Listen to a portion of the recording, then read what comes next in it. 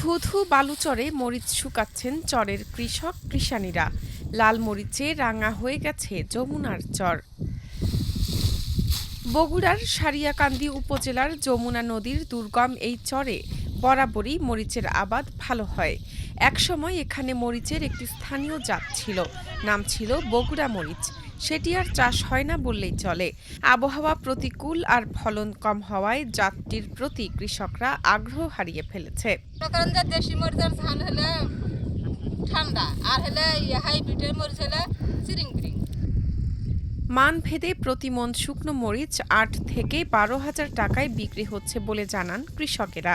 মাশাআল্লাহ, কত ৮ বিঘে ফলন খুব ভালো হয়েছে। বাজারে কোনো ৮ বিঘে প্রায় ১০ লাখ টাকার মতন বিক্রি বেশি হবে। এখনো মরিচ আছে, আমাদের তোলা শেষ হয়নি, তুলতেছি এখন।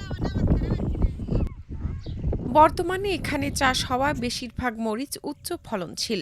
চরে পলি জমায় মরিচের ফলন বেশি হয় বলে জানান কৃষি সম্প্রসারণ অধিদপ্তরের বগুড়া জেলা কার্যালয়ের উপপরিচালক। এখানে আমাদের চর এলাকাতে মরিচ খুবই ভালো হয়। এই মুহূর্তে যদি আমরা চরে যাই, দেখবো যে টোটাল চরটা লাল রং হয়ে আছে। তো এইবার আমাদের যে মরিচ লক্ষ্যমাত্রা ছিল ৫,৯০০ হেক্টর, ইতিমধ্যে আমরা ৫,৫৫০ হেক্টর অর্জন করেছি। তো এবার হলো যে এবার আমাদের ফলনটা বেশি আসছে, গত হচ্ছে ফলন বেশি আসছে পার হেক্টরে। এবং সবচেয়ে বড় কথা হলো কৃষকের সবচেয়ে লাভবান দিক হলো এবার দামটা বেশি পাচ্ছে এবং কৃষক খুবই খুশি।